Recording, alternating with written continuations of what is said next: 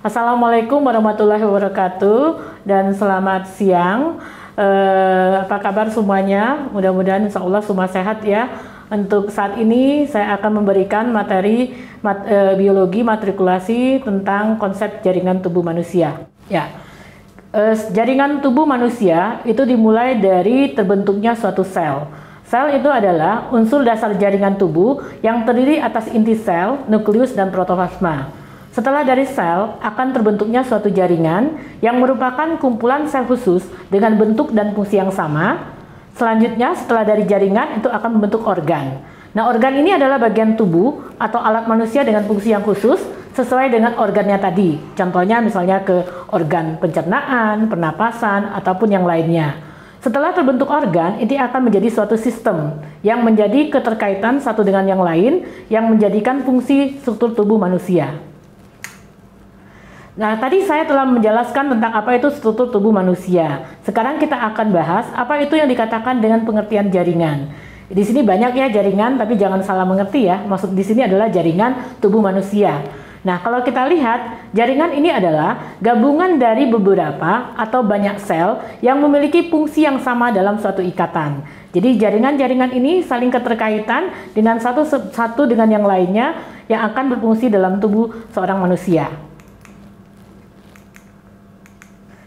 Kemudian di dalam jaringan ini kita mengenal ada 4 dasar jaringan yang membentuk tubuh manusia.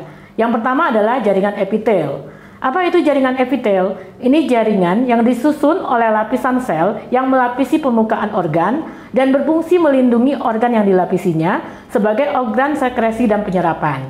Itu yang dikatakan dengan jaringan epitel. Yang kedua ada jaringan ikat atau jaringan pengikat. Ini berfungsi mengikat jaringan dan alat tubuh pada manusia. Yang ketiga, ada jaringan otot. Ini terbagi atas 3 kategori yang berbeda. Ada otot rangka, ada otot polos, dan ada otot jantung. Serta yang keempat, itu adalah jaringan saraf yang berfungsi mengatur aktivitas otot dan organ, serta menerima dan meneruskan rangsangan. Kita lanjut ke satu persatu dari jaringan-jaringan tadi kita akan bahas. Yang pertama adalah jaringan epitel. Apa sih yang jaringan epitel? Nah, ini teman-teman bisa melihat yang dikatakan dengan jaringan epitel. Ini adalah merupakan jaringan penutup permukaan tubuh, baik permukaan tubuh sebelah luar maupun permukaan tubuh sebelah dalam. Karena kita tahu dalam tubuh kita ada bagian dalam dan ada bagian luar. Permukaan sebelah luar ini memiliki jaringan epitel yang dikatakan dengan kulit. Ini mungkin teman-teman lihat ya, ada kulit. Sedangkan permukaan sebelah dalam tubuh yang mengandung epitelium adalah permukaan dalam seperti usus, paru-paru, pembuluh darah, dan rongga tubuh. Serta jaringan epitel ini dapat berasal dari perkembangan lapisan ektoderma bagian luar, mesoderma bagian tengah, dan endodermanya bagian dalam.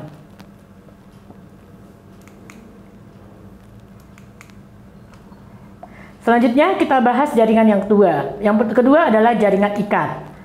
Nah, jaringan ikat ini sendiri, ini memang kalau kita lihat di dalam jaringan ikat, dia merupakan ciri khususnya dia memiliki komponen intraseluler yang disebut dengan matrik ya. Artinya matrik ini disekresikan oleh sel-sel jaringan ikat.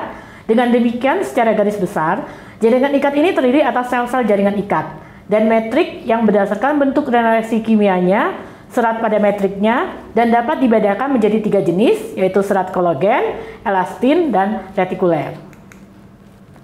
Yang dikatakan dengan serat kolagen, ini berupa berkas beraneka ragam yang warnanya putih. Jadi kalau melihat ada jaringan warna putih, itu dikatakan dengan serat yang kolagen. Seratnya mempunyai daya regang yang tinggi, jadi dia elastisitas dan rendah, tetapi daya regangnya dia tinggi. Kolagen ini terdapat pada tendon, dan serat elastin ini ada yang warna kuning, dan dia posisinya lebih tipis dari serat kolagen. Tadi kalau yang kolagen dia beraneka ragam warnanya putih, yang kuning ini dia lebih tipis.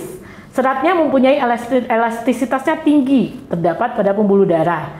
Ya, jadi dia terbalik dengan tadi yang kolagen yang warna putih. Kalau yang putih dia elastisitasnya rendah, kalau yang warnanya kuning dia memiliki elastisitas yang tinggi. Serat retikuler hampir sama dengan serat kolagen, tetapi berukuran lebih kecil, dan serat ini berperan dalam menghubungkan jaring ikat dengan jaringan lainnya. Kemudian kita masuk jaringan yang ketiga yang kita kenal dengan jaringan otot. Ya, jadi apa itu jaringan otot?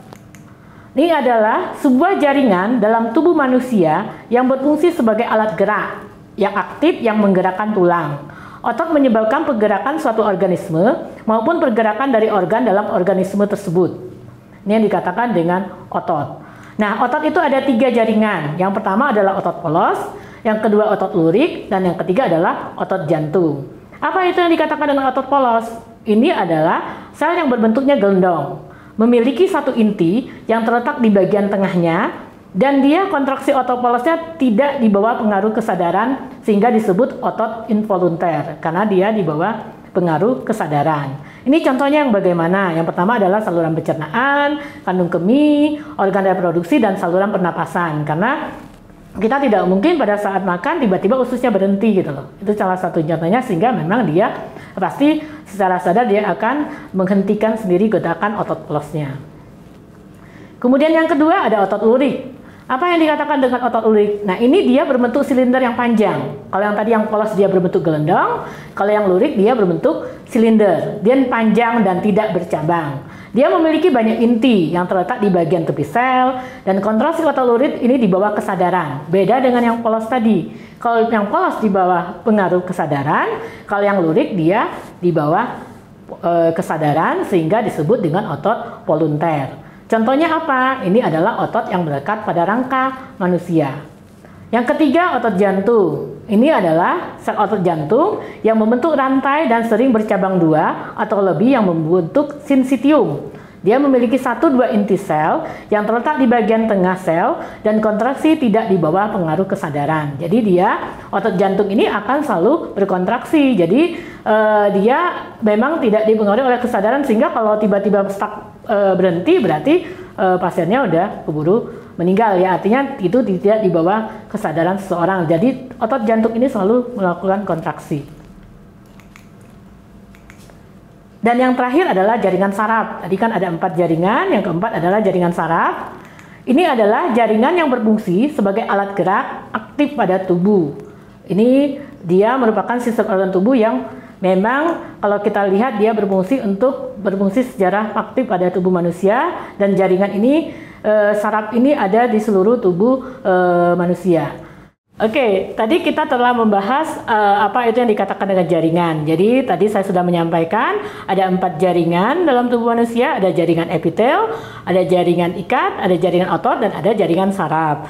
Itu mungkin untuk materi hari ini. Jadi mudah-mudahan ini video dapat bermanfaat untuk teman-teman semua. Saya akhiri pertemuan ini. Nanti kita ketemu kembali di sesi selanjutnya. Saya akhiri. Wassalamualaikum warahmatullahi wabarakatuh.